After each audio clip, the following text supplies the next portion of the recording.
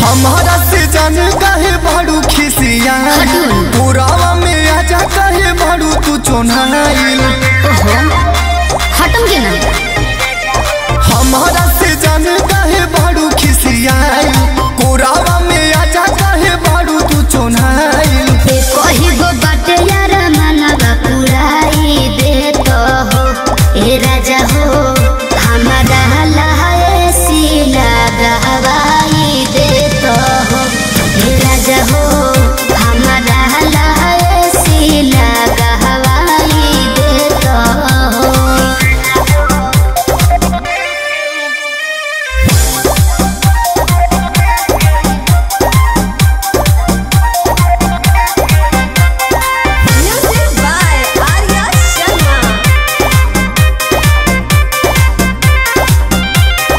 एक उपाय पैसा न बाटे रानी कहाँ से लाई बहो। अच्छा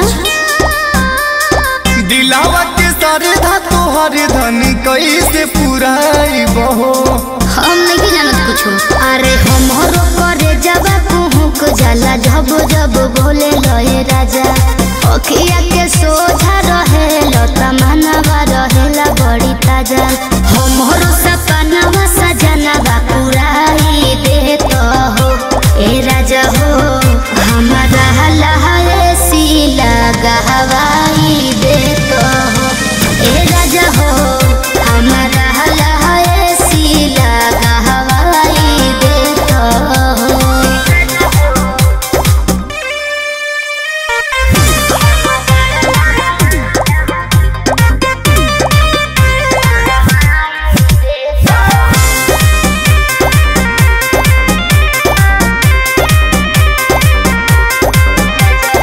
कही के नहीं हरावा तू अपना ला पैसा मंगाई हो।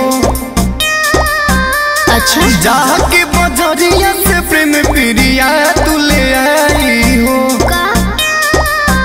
अरे अपना सुगनिया से काहे ऐसे बोले लए राजा गोलू के संगे खाली रही के जखम कोई दिल ताजा रजनीगंधा फूलवा से घरवा सजाई दे तो हो ए राजा हो हमारा लाए से लगा आई दे तो